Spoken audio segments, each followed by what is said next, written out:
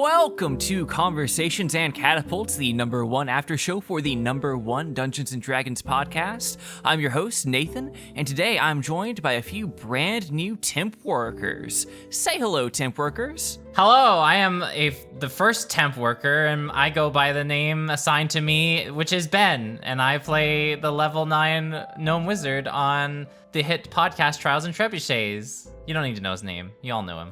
Howdy, buddy. It's me, your other co-worker, Carla, and I play the level 9. The level 9 Tiefling Roguelike Integrity Idleberry from the hit podcast Trials and Trebuchets. Damn, I literally just said it. Just said those words. It's never not going to be hard to not say TV show. We need it to happen. Hi, I'm temp number 3. I go by my preferred name, Sam, and I play the level 9 human sorceress, Sarah Singerman, who is also a temp worker. Mind blown. Oh my gosh. God, all of you talking about being temp workers really does make me feel like we're back in Vultures, and you all just having assigned names. Of, Oh my god. You know, numbers. But anywho, also, you may have noticed, dear listener, unfortunately, Sarah could not join us for this episode. It's going to be just a tight trio here to talk about this trio of episodes. Yeah, Sarah ditched us. The Troyal That trio. gray render came out of nowhere. Goodbye, Sarah. Bye. I miss you. They're fine. They're just like, taking a rest. Yeah, Sarah will be replaced on the next episodes of Trials and Trebuchets by me. Oh, shit. Oh, Yep, I'm going to damn. be doing my best Sarah impression. However, this will make my hosting duties very difficult for CNC, as I'll also need to be able to ask myself questions. You know, I guess some sacrifices have to be made. I think I have a solution for this, and it's learning ventriloquism. Oh. Oh! So we are going to get puppets. We are going to get... That Only won't make Nathan's sense going to for get a anyone puppet. other than us, the people Oh. who talked about having puppets in a stretch goal or something like that. What was Sarah. God. Yeah, Luke was interested in doing like puppets instead of animatics or something like that. Well, I wouldn't it kind be of like cool? that. Aw.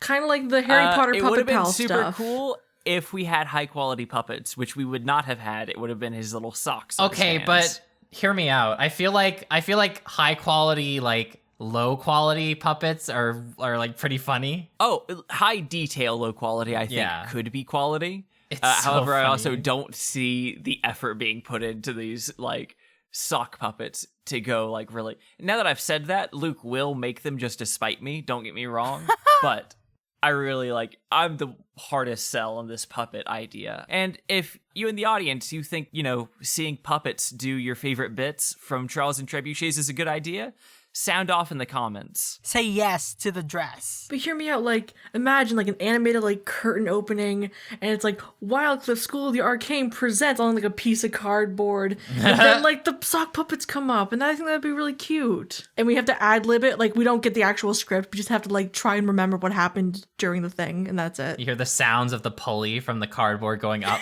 I love it. Aww. I have Great a heart idea. of stone. I think that's what really separates me as not someone who isn't a part of the main podcast. I mean, you're this there, is you're what- a rock. Fuck off. Yeah, just like my fucking heart. I Heart of am stone. all rock. You know what, Nathan? Deep down underneath all that rock lies a geode, so we'll get through there. We're gonna break you open and A pull out a geode? gem. That was the thing that you would... Yeah. There was hot There's a magma, diamond? Yeah. and there were Yeah, I feel like volcanoes. You break and open a they rock and there you go. There's a spat geode out- there. It's all covered in How you crystals. tried to It's break really it I'm Shiny. sorry, open. Carl, are you Or- talking about throwing Nathan into a Not volcano? Because I literally. don't think that's gonna work. I'm pretty sure that's murder. It's just, Luke Skywalker kind of thing. Nathan, did you execute Order 66? What the fuck? How did we get here? I don't Jesus. know. We didn't have Sarah, and so we got really off track really quickly. Sarah but would have a lot to say about You Star know, Wars. there would be 2 pop culture references made by now, and there haven't been. it's true. So we had to cover it. It's fine. I can't believe none of us have even spilled tea yet, which is wild. I don't know any Damn. tea, We sorry. We gotta spill up the quota. Wait, meet the quota? Fuck. Cut that. Anyways, let's get into the questions. Well, fuck it. We'll do it live. So something that I wanted to talk about for 168 was we were able to get these fun little vignettes of y'all's hometowns. And something that I wanted to say or ask was, what is something about your character's home that we did not get to see in that episode that you wish that we could have or like are excited to see in the future? And this, I know, may be a difficult one for you, Sam, but definitely think maybe, you know, not getting to it in the future, or at the very least, the context would be very different. But like, what was something that you wish that we could have gotten, you know? So to be honest, when I imagine what a castle looks like, my only reference is, you know, media and such.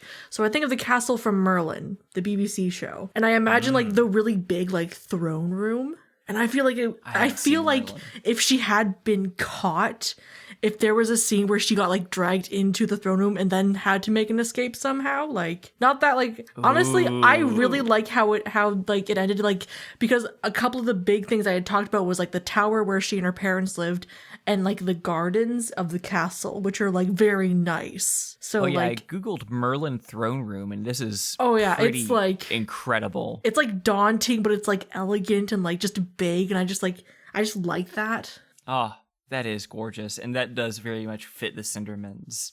Oh yeah, I love the Merlin set. I'm sorry, I just love it so much. It looks very intimidating, honestly. Well, yeah. It does, but we can't do internet on tape. True. Yeah.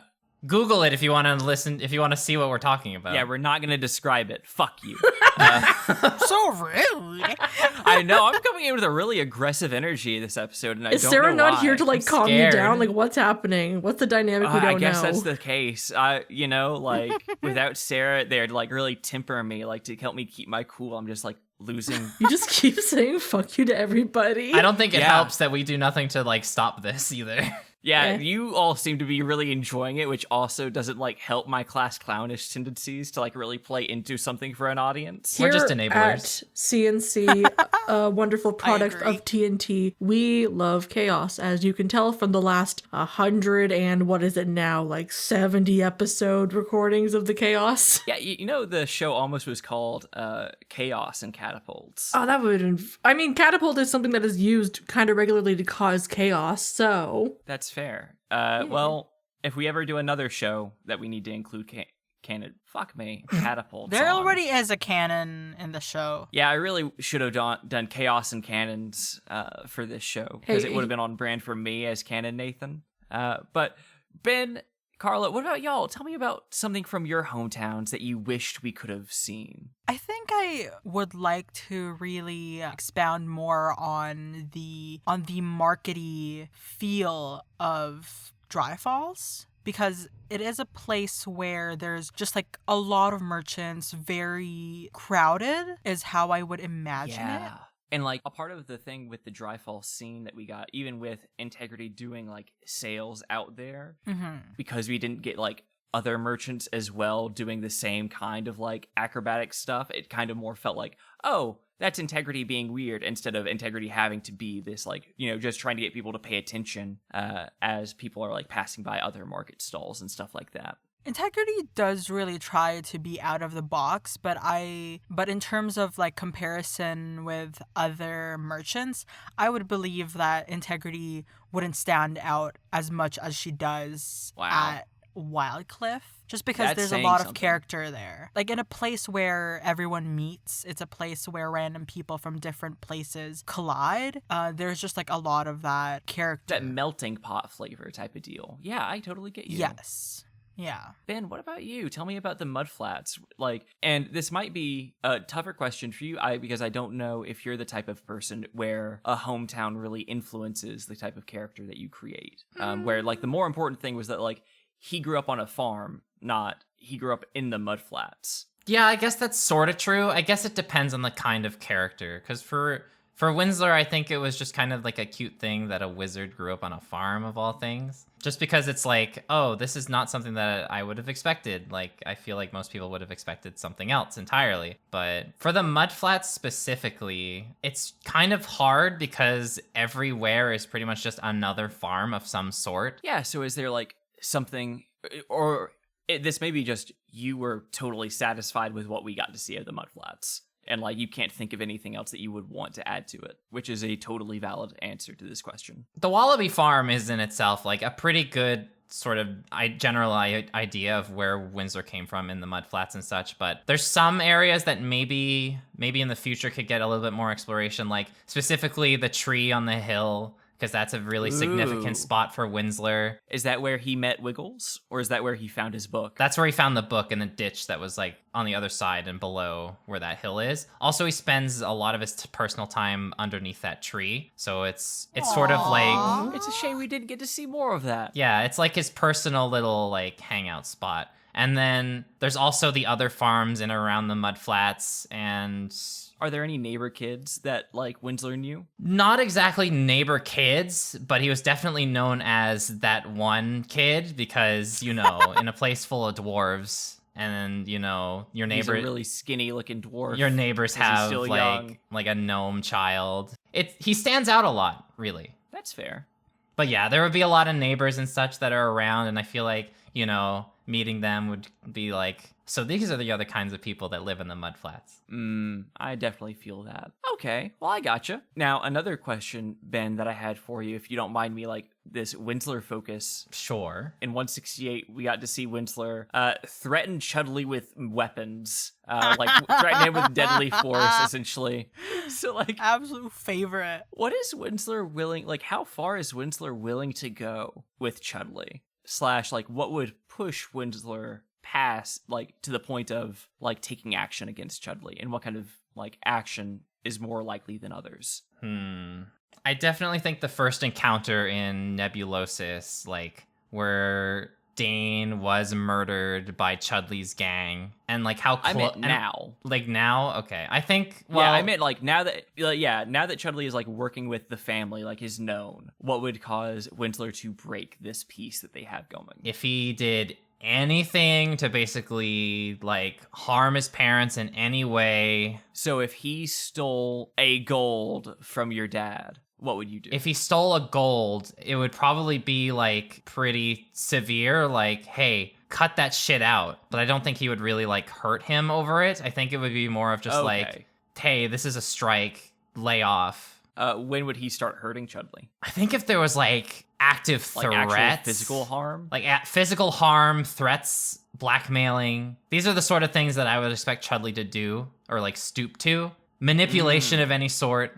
Oh, manipulation that would cause Winsler to cut someone? Maybe. Winsler, I don't think, has much self-control over something like in terms of that, because No. Winsler, he's got the beacon of self-control. he doesn't really have much in the ways of like restraint, I feel. Like there's never been a situation where like I feel like he's been forced by someone else to really like hold back. And I feel like if Chudley were to do something pretty bad, Winsler might force his hand, and then he would have to deal with the consequences of that, which I don't know if he would be able to handle on an emotional level in front of his parents. So it's a very complicated situation. It is. It's great. It's great television, so to speak. Yeah, but he does really care for his parents and family, so if anything were to happen to them, there would be no holds barred. Good to know. Speaking of no holds barred, Saranep, damn it, Sam. You're not. Hello, it is Fuck I, me. Saranef. I had a question about Saranep, Yep. which is, since it led to the truth coming out, is Saranep happy that Philip challenged Frederick to a duel? I think that she had hopes of having a more civil conversation in privacy, but at the same time, the abruptness of it kind of pushed her to say things that she may not have planned to say, to like kind of like cushion the edges of it. Yeah, how do you think she would have reacted if Philip had like told her what the plan was beforehand? I think she would have 100% tried to talk him down of it and then explained her plan to like take the prince to the side and like properly have a conversation about like trying to see the reality of the whole thing. And if she wasn't able to do that, how would that change her reaction if she was like prepared, knowing that it was coming? Would she like left the room, or like would she try to like let Frederick know beforehand? I think she would have been in the room because in reality, Philip isn't a really like athletic or like anything like that kind of guy. So, and like the prince has been in like the Navy and like has had training with weapons and that kind of stuff. Like she would have stayed. So if a duel happened, you didn't think that Philip was going to survive that duel. Yeah, pretty much. And she's not gonna like leave the space if she knows that he would die. I'm actually wondering if that conversation did happen in like the privacy without the king and all of them listening. I wonder if Prince Fred's reaction would have been the same, because like looking back at it now, maybe there is like sort of this thing where he felt embarrassed being that his father and like everyone else saw that entire thing happen. It doesn't feel good hearing like your dad refer to you in the third person as an idiot, like Yeah. which like the king has done multiple times, like referred to like Fred as a fool, and like I don't think Fred is not hearing that. No, yeah, and I think the fact that his dad was also like, listen to what she has to say, because she knows what's going, like she knows more than you basically, like would have like rubbed salt into the whole thing, especially with saying like, hey, you know, I don't know you, I don't love you, that whole thing. Yeah, it is going to be interesting to see like how much of this, because Prince Frederick seems like a very good-hearted person. Like that is something that we know to be true about him. Just very empty-headed, which makes me wonder, all right, is like someone taking advantage of his good heart, or is this just like, you know, a good heart means that he cares primarily about his responsibility as a noble, and he thinks that other nobles should care about their responsibility as well, which as part of the station of nobility, this is one of like the strings that comes attached, you know? Which I think was another thing of like trying to like push her parents under the bus and being like, look, they tricked you, like they took advantage of you the same way they took advantage of me, sort of thing. Yeah. That's another thing that kind of interests me in that regard, is how much power does Frederick really have in terms of like making Right now? like executive decisions? Like he kept branding Sereneth, her family, the Maisels, as traitors. Yeah, and then the guards were after us, and yeah. If the king basically considers his own son quite the buffoon, is that, I feel like that's a bit sort of extreme on the king's part to follow through with such a thing. Like, I wonder how much of an extent a punishment would be for going against this sort of thing, but would they still technically be branded as traitors? Maybe? Like, I feel like the overall situation might not be as bad as we sort of think it to be because of Frederick's outburst. Which is something that I think Lord Peters touched upon as well. Mm-hmm. That he's very hot-headed like his father used to be when he was younger. Right. So keep out of the nobility's eye, and blah, blah, blah, until things cool down. Mm-hmm. I imagine that in that moment, the prince very much felt wronged. And so he's calling the guards in a frenzy to, like, get us. And, like, the king is most likely trying to either calm down his son, or he's trying to, like, keep the party guests, like, calm because it's causing a whole ruckus. True. Like, but at the same time, I can't know for sure what the king is thinking of this whole thing. But I imagine that it would be a while until everything would be cleared up. He might also just, like, punish Frederick for causing such a stink in the middle of, like, everybody. Possibly. Yeah. No. I think that it's much easier to blame that on Philip, who came in like that is Maisel is the one who messed that up. This was already like a distraction, like calling the treason thing, like that's just trying to keep a tight lid on everything that's going on right now. I think more in like a private sense, he would chastise his son for acting so rashly. But in every other situation that's going on right now, I think he would still like, okay, there's some merit here. Yeah. Yeah, for sure. But thank you. That was just a fun little like hypothetical that I wanted to follow of what Sereneth is prepared for in terms of all of that kind of stuff, and also like how she is feeling right now with what Philip has done. And because like the fact that they're separated puts us in an interesting thing where they don't get to immediately like have the triumph of being together finally. Like at least we've gotten it done, and now we can be together like in Dry Falls. Like, you know, we can just spend time together now in love the way that we are meant to be, except now we cannot get that. And so like, how is that flavoring Sereneth's perception of Philip? Does she see it as like, oh, you've ruined this for us in a way, because it could have ended up okay? I think in the moment she was very frustrated about what had happened, and it kind of, because like Philip has not usually been one to take those leaps. But I imagine that like when she got to Dry Falls and everything, it was like looking out the window and waiting for maybe a letter from him to arrive to let her know that he was safe, because she does truly love him. And I think at that point it kind of painted it as, honestly, I just want you to be safe, and I want to receive word from you as soon as possible. I don't think it's painted him in any negative way, because it had to be done. Yeah. In the end, it had to be done. And she understands that. She just didn't like how he put himself in danger to have it happen. Carla. Yes.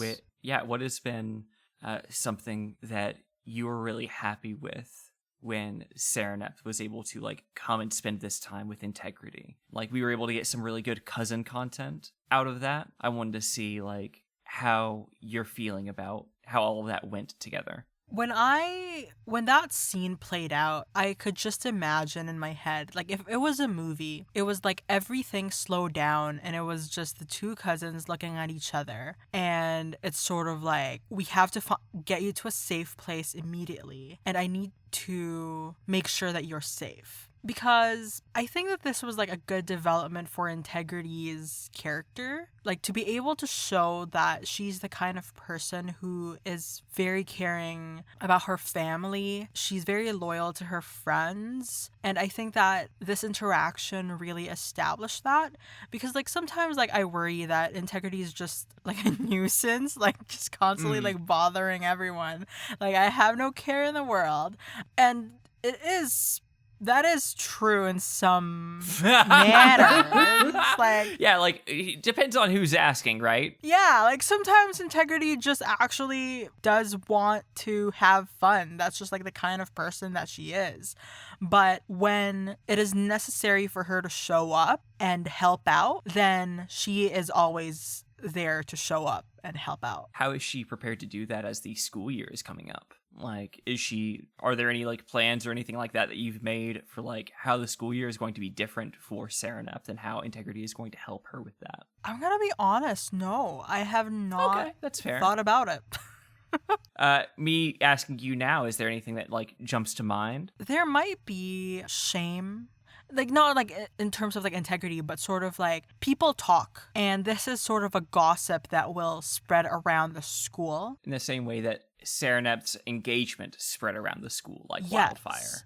And there's this expectation that people will shame Serenep for it. Where it's like, you literally had the prince. This is like the bachelor of the entire... Yeah, the most eligible bachelor. Yeah, and... you're not gonna go for the prince? Like, what? Or just like those fangirls or fanboys or like fan people who are like, I love you, prince. How dare Serenep hurt you? So I think like for Integrity, there's just like this, she's willing to protect Serenep in that manner where it's like fighting for her name or honor. And I don't know how I can do that yet. But it's something that you're gonna be looking out for. Yes. You know? You'll be ready to act when that does happen. Yes. Because you just don't know how yet. Yeah.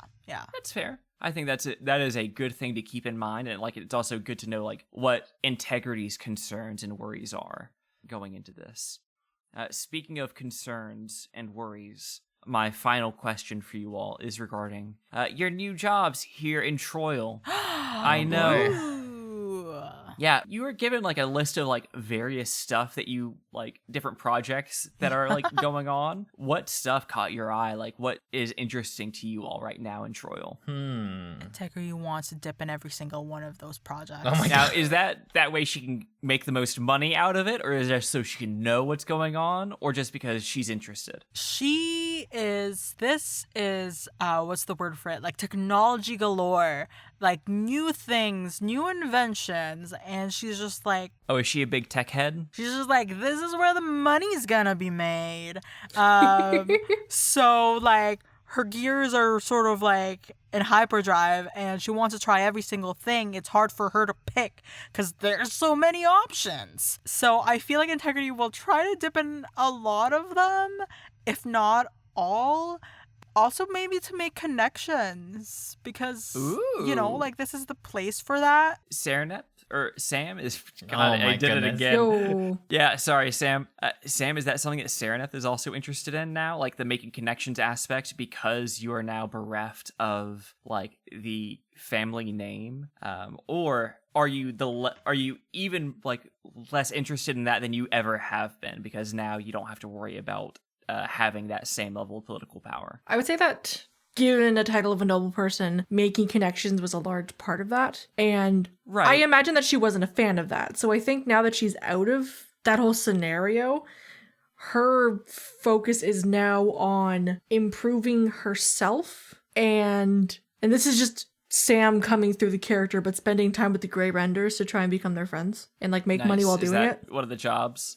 Yeah, like Hell yeah. I don't even think like Luke even like mentioned it yet, and I was like, and she was just like to great like, hey, any chance that they're looking for people to help work with the Grey Renders? I didn't intentionally do this, but a lot of like my aspects of like animal loving and like nature shit like Luke went into 100% Sereneth. put that in there as Sam bait. Yes. That was all the Grey Renders were. Yes. Ben, what about you? What are you, or Winsler, or both, interested in, like, exploring and checking out now that you all are in Troil? Aside from the whole golem thing, I think there's only one other thing that sort of interests me, and that would be the glass. Ooh. Like, the glass was all cracked and stuff, and it looked like it wasn't very, like, stable in the state that it's in right now. But I feel like there could definitely be a lot of improvements to be made there, and I feel like... I was about to ask if you were going to be trying to improve the glass or trying to make it crack everywhere. No. No, I feel like I'd rather improve it because I feel like it is definitely a material that I could see myself using in something in the future, possibly in relation to maybe golems as well. It really all depends on how it gets improved and what its applications could be. The only thing keeping Ben from chaos is the promise of doing more chaos with it down the line. I love it. True. Winsler is going to invent, like, you know, like those balls that people go inside in and then it will roll down the hill. Oh, like a giant hamster Oh my ball? god. Yeah. I think those are the two big things, like the glass and the renders. I don't want to go to every single project because Nor should that you, because doesn't. we would be in this arc forever. Yeah, because like that doesn't give you enough time to like look at the situation and try and like use your brain to like fix it. So like I think she has two main goals, which is the renders and working with them and working with the glass. Unfortunately, Integrity does not have a brain. So Integrity is running to each room. She has like, it's like going to a convention. You have the map ready. You're going to go to every single space and you're going to tire she's gonna yourself out doing it. She's going to do 1/4 of each job and like have just a bunch of uncompleted projects at the end of the time that you all are in trouble. That's when you Yes. combine them all into a Frankenstein's monster invention. yeah. I love Jesus it. Christ. Carla, do you have something to say? No, I was just You're smiling. making a face like you're... Oh, okay, I gotcha. was You were just making a face like you were getting... smiling, Nathan. Your mouth was open. And you're smiling right now, and your mouth is open. Their mouth is not open though. You were a second You ago. fool, Carla. You've been tricked. Nathan has tricked you. It's an audio medium. The audience will never know. And with that, everyone, I would like to thank you for joining me. But I have got to go slide into the DMs real quick before Carla rakes me over the coals even more for having my mouth open to say this. See, you're smiling. Your mouth is open. What is Yeah, because I'm also happening? speaking. Well, thank you all very much for joining me. I will see you all after this short break. Goodbye. See ya, everybody. See you all Have a later. good day. Bye.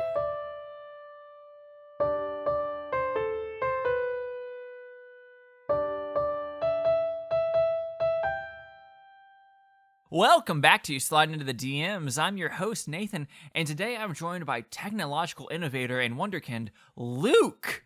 Hello, it's very nice to be here today with you, Nathan. It's so nice to sit down with you. Luke, we are so excited for Crow Expo 2022, X-Crow, if you will. X-Crow. That's good. And what we're all wondering is self-driving airships. Are they the future? I think that to say that they're the future is underselling it. I think that they are essentially Also the past. They're the past. They're a basic need of humanity now, and we can only go forward from there into the future. ugh.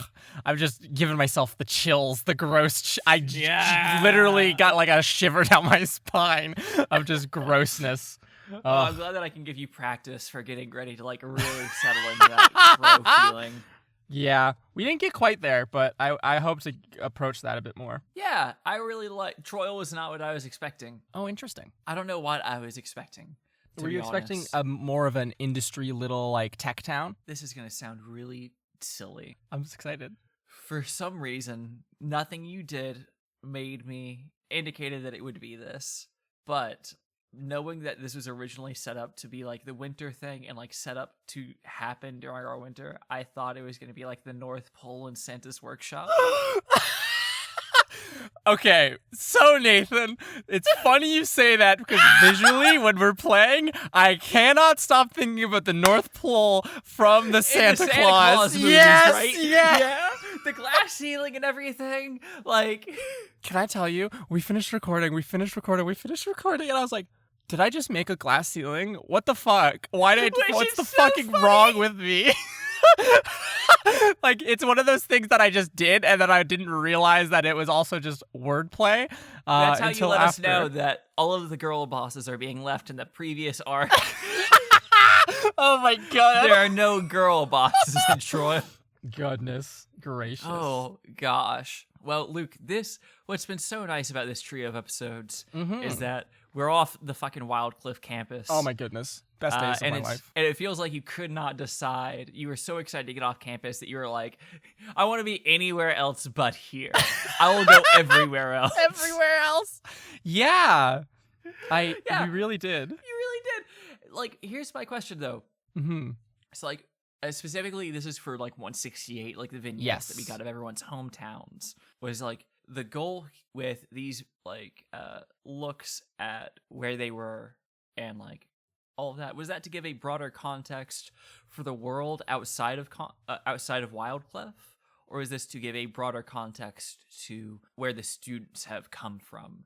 Yeah, I would err on the side of that second one. I don't think that we dug into them. The only one that we could dig into, I think, with any amount of anything and actually see fruitful elements of what the world is would be Dry Falls, which I have so much prepared about it, and then the Capital Arrows to a lesser degree. But Dry Falls is one of the first things I created as like for this world. Really? Like, so what went into Dry Falls? Like what is the recluse little like corner, like, or the fucking recluse corner? Wow, maybe I'm thinking of something different. I was just thinking of like, it felt like there was a lot of thieves. Oh, there is a very big criminal underbelly to Dry Falls, which is one of the things that drove Carla to making because she just looked at the map and was like, what's this town? What's this town? What's this town? And most of that I didn't have an answer for. But when she was like, oh, if I played a rogue and like, where could I have learnt my like criminal stuff? And I was like, oh, well, Integrity as a charming little child could have learnt those little tricks of the trade from people passing by on the street, being like, ah, you're a little charmer. Here's how to hold a knife and stab a man. I know. I love getting to hear Carla's perception of what a rogue does. Yeah. Which is like, all right, what are the skills that you learn as a rogue? The most important one, how to stab. Yes. Which is... Sneak attack is like the base thing of a rogue. I totally understand why that is like her go-to for like a skill that Integrity has learned. But what a funny one to be like, this is something that she learned on the street as a someone who was like, child. You're a cute kid. Yeah. But most of it, I think that we can kind of just examine these settings as like extensions of the characters who we've come to know. I specifically made Luton tailored towards Mira in a more like shrink fit way than I otherwise would have. There's pastel wonderful houses and everything's like as if it is a Hallmark movie, and it's just like life is idyllic in Luton, right? Yeah, your house is right next to your parents' place of work. Yeah. Like, exactly. There are plenty of spare bedrooms as well now because also your sister is here and she just can't wait to hear everything about what has been going on. Yeah. Goodness. And then the dreary, empty mud flats that are just reeking of like things that have fallen apart or just like things that are falling down, like this rotting wood kind of like barn and like. The mudflats felt like it was right out of a series of unfortunate events. Like I'm a place glad. They go. It was like just damn, gray this and place grim. sucks shit. Like yeah, they have Yeah. 6 cows and that's it. Yeah, I expected Ben to be like 40, and then when he said 6, I was blown the fuck away. It makes me think that Paul Wallaby is so much worse off than I originally thought. Yeah. Because he can't handle 6 fucking cows. Yeah. Come on, Pa. That's wild. That's some fun world building. That's what we call collaborative storytelling, is when Ben says there's way less cows now, and my dad, that means to us, the Dungeon Master, my father is way worse off physically than he lets on. Yep. However, it might be Ben not realizing how many cows that might be on a farm. That might be the case. I don't know if Yeah, Ben grew up. he's but grew up Ben in like a grew- rural area, right? Yeah, he's seen cow farms. He has to. Right? I don't. Probably right. Who knows? I've seen cow I'm farms. not going to and- ask him. I'm not gonna ask him. He's not here. No. And then we can see the extension of, I wish I could have gotten a bit more organized, actually, about my representation of the capital. We see that one quick vignette of Sereneth in her bedroom that I think paints an interesting picture. Like the handmaiden coming up to like drop off the letter and everything like that. That painted a nice little picture of like, all right, that is who interacts with her. Yes, but I feel like describing the affluence at the lunch would have been a better touch than Yeah. what I handled. Or like yeah. the architecture as well. Yeah, I feel like yeah, would have exactly. been great to hear. Like, because that's something that you're very good at, is describing like actual rooms. looks and feels and stuff like that. Yeah, it fell apart on that one. Speaking of that vignette, I wanted to ask in the Trials and Trebuchets What Ifs corner, Yes. if Sereneth had not interrupted. Yes. Tell me how the Royal Rumble would have gone down. There was a set of bespoke hand crossbows in that little box Philip brought. They would have trotted across into the gardens and done their paces and shot. The king would have stayed while the younger siblings, the younger potential heirs now at this point, would have been immediately brought away, as well as his wife would have been brought away. And then, Nathan, one of the biggest considerations I had, and I think I told Sam about this after the fact, was there was a part of my brain that was, if Sereneth does not act, I'm gonna kill both of these fuckers. Like, they're just gonna kill each other, and then Sereneth's just alone in the world. Which I really love as like that would have been a great, not this is how you should like plan out what happens to your like players. It should never be like you're doing a divine punishment. But what a great divine punishment of like, Yeah. you didn't act. Yeah. And like now you get nothing. Like it is always better to act and like stand for something. Exactly. You should always give your players an incentive to act. And if the incentive is just, or if inaction just means, well, there's a chance he could live, then it means that they're going to be more prone to inaction. So you need to push them to be like, hey, life falls apart if you don't do stuff. Yeah, I was very much expecting you to say that you were going to flip a coin, because that is also a very good, like, dramatic, like, thing to do, which is just like, all right, yeah, this could go either way. Yeah. I had a lot of thoughts about, would Philip be the type to use magic in this situation? Some type of illusory spell to make himself hard to hit, something like Blur. What I was going to ask was, he's bringing the hand crossbows. Did he rig one of the hand crossbows? That was another consideration. Is one of these rigged? Does one of these have like a little weight and like the yeah. On the trigger, when you pull the trigger, there's a little needle on it that like just pricks your finger, and there was poison on it, and that's how he kills him. So he'll get shot in the abdomen. That'll be it, and then the prince will die 3 days later. Right? Like, is he the type of person to stoop to such things? Right? Which, if he was, that would have been the sickest shit. That would have made me do it. Like, I am very much on team, like, I don't give a fuck about Philip. Yeah, as we all are. And that's also because, like, of my, ship in Miranep, Yeah. I've got to, like, say, like, all right, the competition is Philip.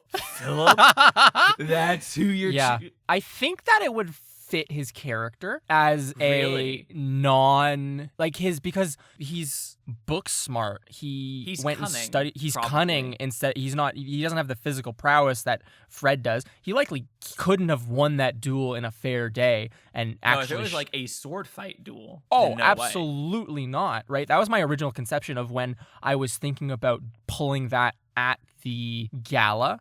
If for some reason the wedding was to proceed at the gala, I was going to have it be some sort of sword fight, which is something that's easier to intervene before it becomes mortal. But because there was time to stew on it, it lets you think these questions. And then also there's like the difficulty of the thought of like, this makes sense with guns, but how does a single crossbow bolt come across as just a mortal wound in a world where healing magic exists, which is why the questions of would poisoning even make sense here? Would using magic make sense in this situation for Philip?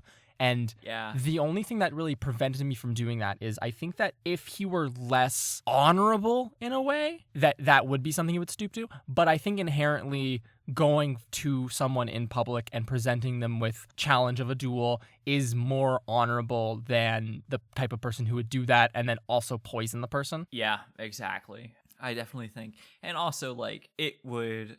another factor is also, like, Philip is around to be a love interest for Serena. Yes. And to be a, like, feasible one for a protagonist. I think that there's, like, that fun, like, moral grayness. But I also think there is not enough. I don't think Sereneth would be down for it either. I agree. Like, I think that you would lose Sereneth if you, like, played that underhand way. Yeah, I think that we can get by with Delness being kind of in that weird zone of, is she going to be a lich and what are the repercussions of that? Because that's not really like her performing a moral act. It's kind of like going through some process that she wants to, and even if she understands the full consequences of it, that in of itself becoming a lich. Granted, there are a couple of little asterisks on that one that involve the ritual, but to me, that is like taking a job that is immoral. Yeah. Like that is like, you know, taking a job for a fossil fuel industry. Yes. Where you're getting a ton of power, you're getting a ton of prestige, and you're also signing away your soul. Mm-hmm. Yeah, absolutely. That's a good way of putting it. Which is also an easier pill to swallow than you're willing to poison the head of a nation for like a very selfish reason. Oh, and another note on that was I was excited for the king to possibly have words to speak about. I mean, he did just say like that Fred was being an idiot. Think for once, those kind of things. But there was another key thing in there that was like hooked on to like, if this duel is about to proceed, the king will likely say something along these lines, which was talking about how important it was that Fred did stay alive due to previous events that are not to be gone into now. But we were on the precipice of stuff that we've been chatting about, of like the weirdness surrounding Fred and being put into a position. Yeah. That stuff almost was brought to bear very quickly. But then instead we get just him being like, hey, they're fucking traitors. Arrest those people, and Sereneth and Philip running away in the castle, which was... I don't know. It was, oh my. Yeah, what fueled the decision to split up Sereneth and Philip after this? That's a very good question. Because like the easy like answer that I was thinking was like, oh, then they're going to like run off and escape and have like a nice little like in the sunset moment before like reality crashes in. Yes. And instead it was we don't know how Philip is doing after all of this. That's true.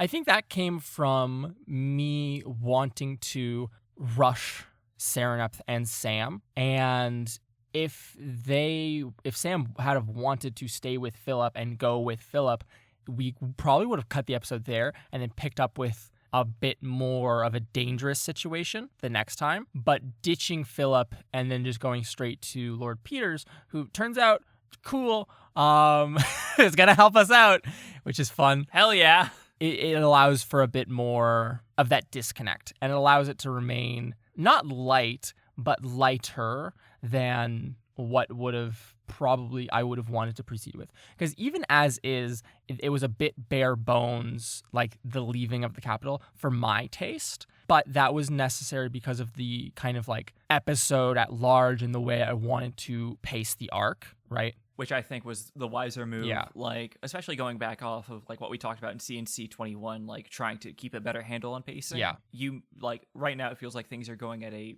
fairly good clip. We had the one episode of downtime. Yeah. Which like ended with like not being super downtime, but like being the rising action to lead into the story. That's really good pacing in my opinion. Okay. Well, I'm glad. I think the second episode being of this arc, 168, 169, being like partially downtime and then partially moving on to things, but also still partially downtime, muddies the water on that, and then even further into 170. But I understand what you're saying. It feels more like the slow start to one of our regular arcs of past, as opposed to the autumns and forever endless 8 feeling. So I'm happy to be there, honestly. And a part of it feels like it's good that you are not giving tons of like details on this early stuff, because that like then lessens the like hooking of like, oh, I want to stay here longer. Yes. Which is a part of like what happened with Autumn's End. Yes, precisely. Now, I asked about like how in 168 you wanted you used the vignettes of like the wider world. Like we were able to see a bunch of snapshots throughout the wider world to like give us a better context on the students and like the places that formed them. And I wanted to ask, all right, for Troil, what is the goal here? Is this like, all right, you're trying to share something about the wider world, like the technology level that we're currently like working with, it seems, is something that like is getting exposited upon here. What else like is in that level for Troil? My goals with Troil are, we have what you've just said, that kind of, what is the technology level? What is the kind of general readiness of the world to progress into this kind of like futuristic fantasy technology that exists? Airships and glass and like illusory books. Like these are things we see at Wildcliff, but I think that we have this kind of skewed perspective of what the world is like because of Wildcliff that comes up all too often, where the regular world is much more mundane than even Wildcliff is, which is even still mundane for a magical school, but has these moments of fantasy within, where it's like crystalline golems walking around, or they were at least, and books that talk to you, the library workers, and just like the librarian. The ramhead. Yeah, those kind of like moments that remind you are not giant evil snakes underneath the school. These kind of things are not the common status of the world.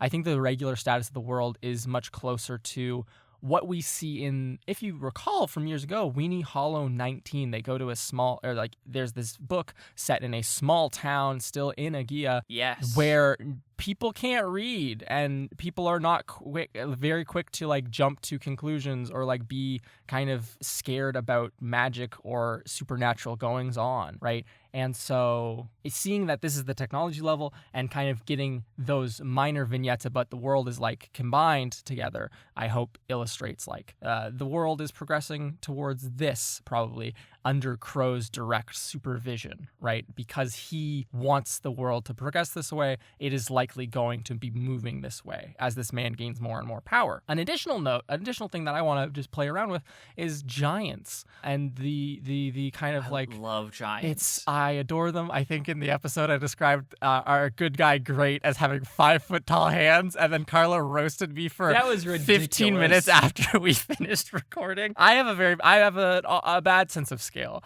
I don't understand. Big same. Great is a fire giant, which is fun. Oh, fun. Yeah.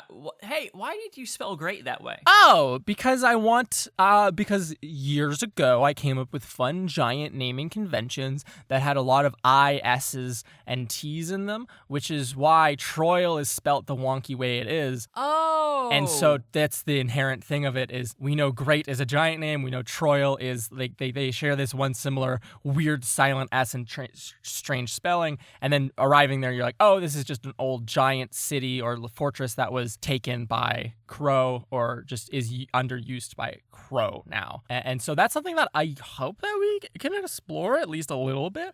I have a couple little pearls of ideas of giant stuff and little bits and pieces they could get and take with them. That's really nice, because like we haven't gotten a like for all of our exploration of both the wider world and also the planar system, like we haven't gotten a whole like culture Yeah. of a really widely known fantasy race popping up and like seeing how they interact with this. So I'm excited to see more giant content. I hope we see more of it. It's fun. I enjoy the giants. I enjoy because it just like opens up this wonderful world of scale, and the way that I think the arc might progress in exploring things that are oversized for you is very fun. I don't know. At least for me, that's a fun Willy Wonka. I'm gonna cite my sources here. Willy Wonka, very heavily inspiring. I figured. Yeah.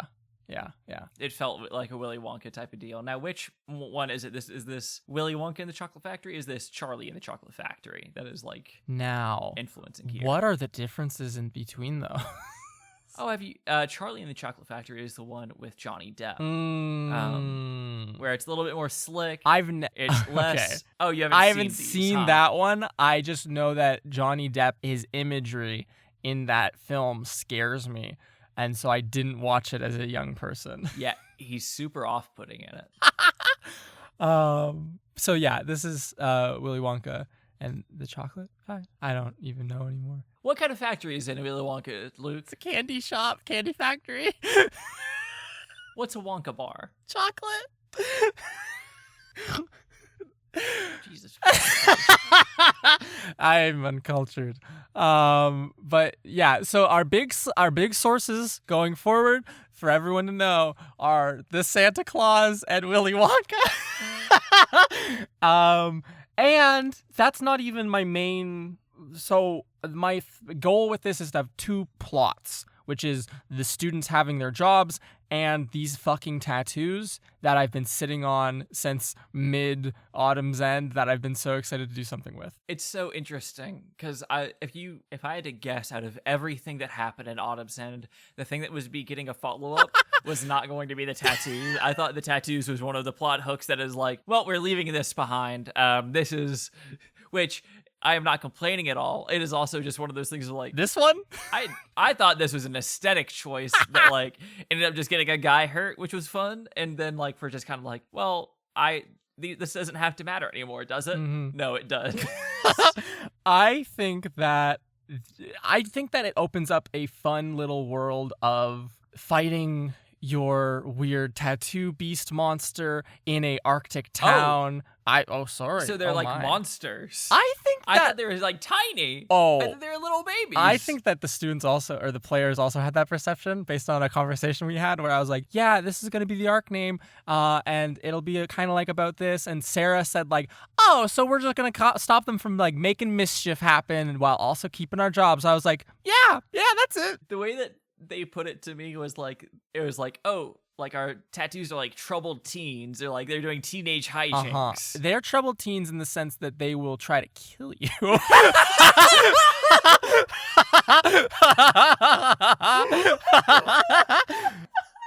Yeah, this is a revisitation of an idea that I've had a couple of times, and I think this is the best, most isolated way of approaching it. Is I wanted to do this originally with the ooze, like with the ooblex. I think I spoke with you about this, where I was like, my original conception of that was having multiple goos spread across and all of them having a unique little trait. And then I was like, that's a bit busy. And also ooblex are just built different and I love them and I want to do something with an ooblex. And then I was thinking about ascendants when we were entering into Faint of Heart area, and I was thinking about whether or not there would be more than Nesca at the school, and I settled on not really anything that I'm going to go into, but we only fought and have seen and interacted with Nesca. I think that's better and more direct. I don't think that they'll all be of equal threat, but here in this isolated town in the far, far, far north, where it's a big giant town that's not super populated and just gives you a lot of very interesting arenas and Willy Wonka style settings to fight things. Oh, I think that it's a very fun way to set up a bunch of interesting fights. my excitement for this arc just tripled, probably. Oh, So I have and just visually the idea of like a stylized nine-tailed squirrel that's just oversized fighting a bunch of. I've also been playing a bunch of Dark Souls recently, and so that's influenced my need to want to fight big monsters and do have yes. boss battles. And so that's this. what have you been playing on? I've been playing on my PC. All right, that's off topic. I'm sorry. It's okay. I'll get back to it. I'm excited because also the way that the party's set up, it feels like it's much better suited for like big boss, like lots of big boss fights, because you have each character here is like, especially Winsler, Yes. Sereneth, and Mira, they're packing fucking nukes in terms of like the magic that they have now at level 9. Yes. Right now they're at the level where they're like, they could be like on a quest to save a city. Yes. And like that would be like their power level if we're going by like the tiers of like Tiers of power play, yeah. set up in the PHP. Yes. Yeah, they're quite powerful. I think that as a format, the players, or at least most of them, seem to respond. I think it's split. I think Sarah and Ben both enjoy combat a bit and are adept at combat in ways that we can have moving pieces, and it's more difficult with Theater of the Mind than it would be with a map, but we can have moving pieces and it doesn't get too messy for the two of them, as opposed to Sam and Carla, who don't have as much experience or as much passion for combat and are just kind of like a bit more prone to getting stressed during combat, especially when there are a lot of moving pieces. And so I think for Ben and Sarah, any combat is good combat so long as it is good combat. And for Carla and Sam, a simple, straightforward combat where the objectives are clear and the kind of like goalposts are there is something that appeals to the two of them. Something where if there are other kind of like weird things and environmental factors, that if those are presented at the forefront as opposed to being discovered through the fight, that is preferred for the two of them, as opposed to being like a complex, like think on your feet kind of situation. I could definitely see them being like good if it was like they're like a 2-tier thing of fighting the monster, and also one person has to get the other bystander, like get bystanders to safety. Yeah, like because that you can be a little bit more open-ended, which is better for them. Absolutely. And also less violent, which is also, no offense to either of them, it all like that seems to be more their speed based on like how I've seen them play. Yeah, I also think that Carla in particular, sorry to call her out, gets very overwhelmed when there's a lot of enemies on the map. In terms of like in the duels, I think she stabbed someone once in every single duel, but she went for like inventive problem solving every time, but only went with a stab once. Versus all of our like big boss fights when there's a lot of stabbing happening, and it also just gives them more turns versus me having a couple of turns. Like me having 4 turns in a moment versus them having 4 and me having 1. It's just because then they're having a lot to keep up with. Yeah, exactly. Yeah. So just generally, I think format-wise, having a single enemy with our students and then the occasional larger group is a good dynamic to have. Additionally, Nathan, relating back to the general arc at large, one of my greatest joys going into this was back in Autumn's Mend, when Ala Algrim asked Mira Marchand, hey, do something about this girl. And Mira went, yeah, I'll keep an eye on her and bring her with me everywhere. And Ala was like, yep, you better fucking watch her. And in that moment, I realized that my plans for Troil had just ratcheted up by another tattoo. Because Angelica Lindman also has a tattoo that she got from the thing. No. So I was like, I totally forgot. I was immediately so excited. Did the players also forget? Have any of them caught on? I think they caught on. I think Sarah paid attention when I described a tattoo also leaving. It's there. I think I breezed over it as quickly as I possibly could. Because this is news to me. I didn't even consider Angelica. Yes. So then that's one of the reasons I'm so glad that she's here, and also that we can have conversations with her and get some get some info on her stuff, which is related to the larger story. Do you think they should put her brain in a robot body? I think they should put her brain in a robot body, yeah. I was thinking about like different solutions, and like that seems to be a really good one. I think that they should put her brain in a Volkswagen Beetle and and then that can be their like car that has a brain and personality that talks to them, and also so they can get around the continent faster.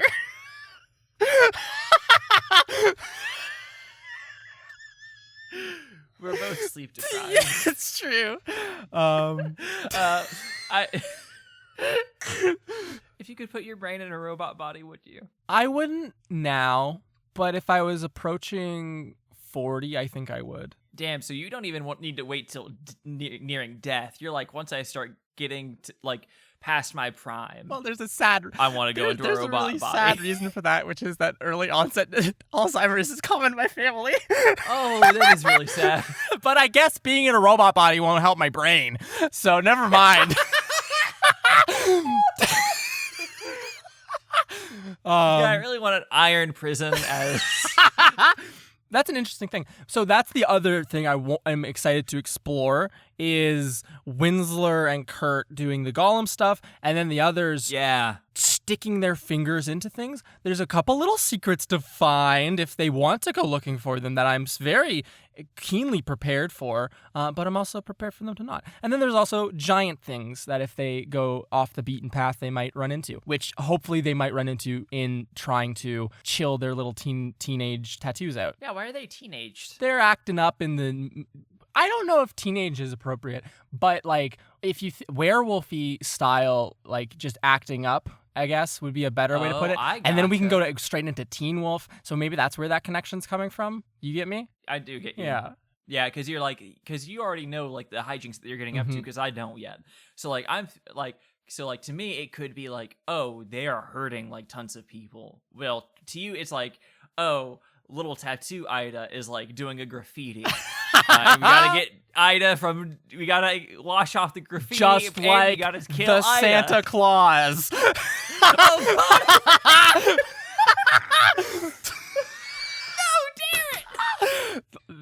My plans are ironclad. You're a fucking innovator and a wonderkin. Thank as you. I said. Thank you. Yeah. Well, that you have given me a lot of like. This is a great teaser to get people to listen to more. Yes, that's my hope. This arc.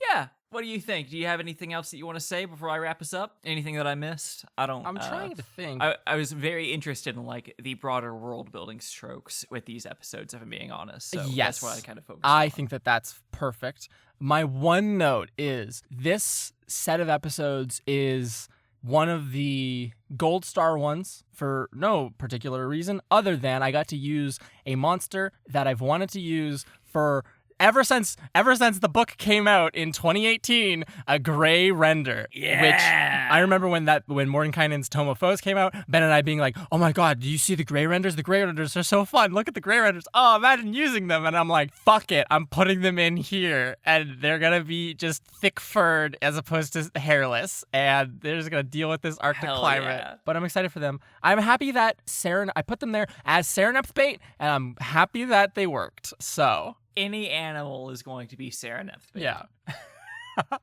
Yeah. Do you think Virgil has gotten too big? Is Virgil too big to be cute?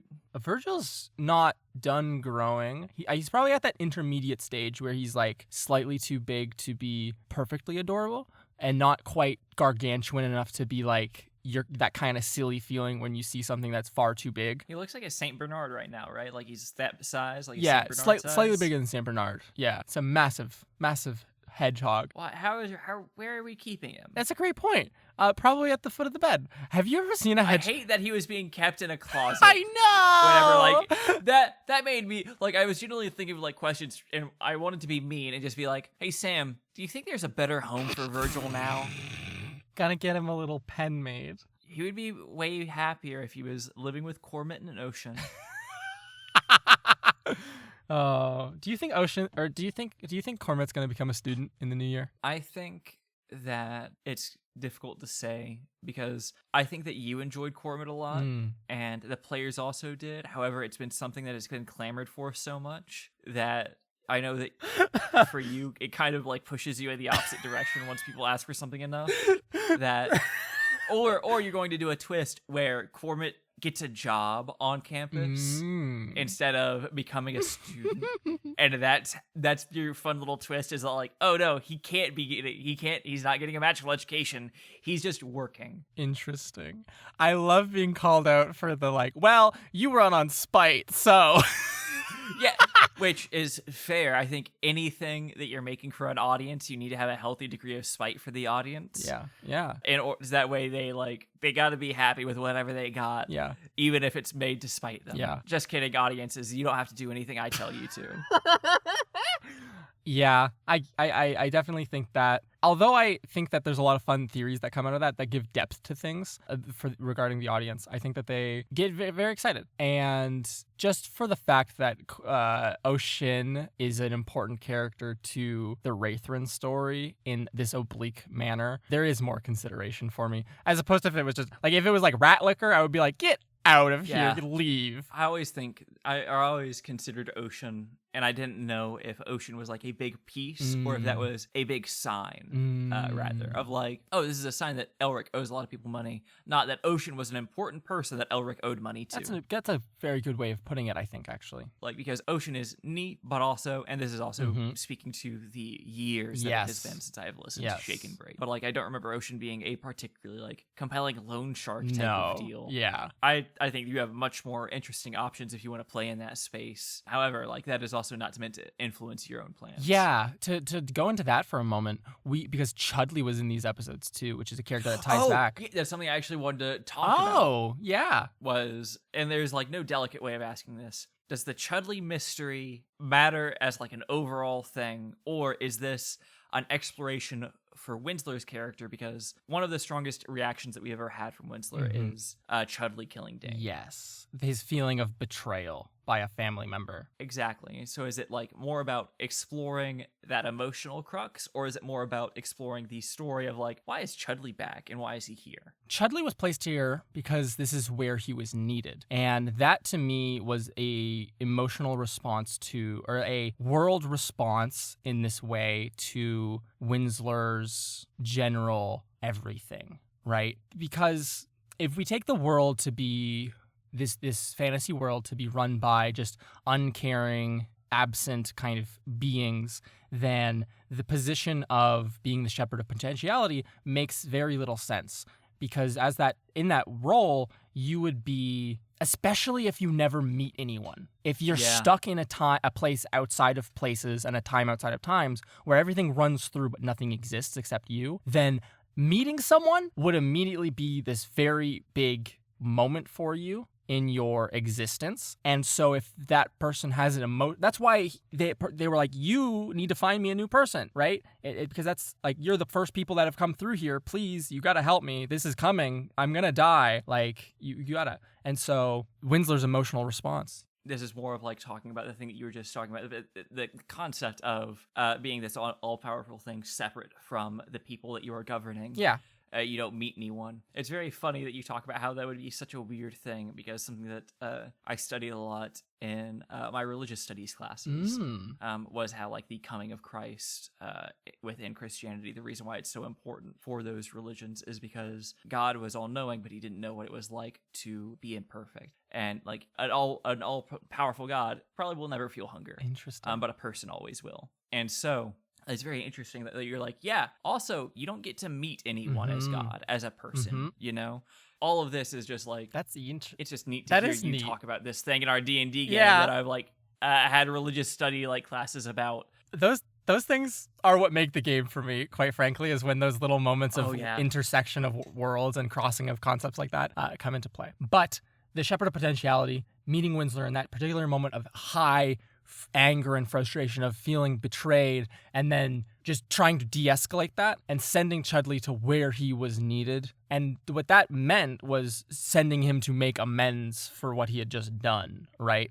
Both in terms of like affecting Winsler as well as just like in his own world, which is the most like fiction fantasy Luke Skywalker going into the cave we've ever really gotten in the show. Because of the fact that we don't have any characters that have a religious bent, which is like so common in classes for D&D, it is almost like kind of a surprise that we don't have any clerics or paladins or like sorcerers or warlocks that are tied to celestials. The closest we get is Mira, who Sarah has described Mira as like akin to the parents going to like her and her family going to church on Sunday and then not really doing anything for the rest of the week, or like on the big occasions getting dressed up and go to church. Those kind of Siltrin kind of things. But yeah, it is definitely a more spiritual approach to storytelling than traditionally like just like the logical, almost like this therefore that kind of approach that we take in the show. And I don't know, I like that on occasion, especially when we're dealing with divine beings. Me too. Do you think it's something that you want to keep unique to Winsler? Ooh, I think that the two characters who it fits really well with are Winsler and Integrity, because I agree. Integrity, anytime I've prompted Integrity / Carla with like these spiritual or emotional or like goal style thoughts, and like when Joan presented her the moral concept of, or the moral dilemma of, did you cheat by eliminating my powers, right? And Carla out of game was really hung up on that.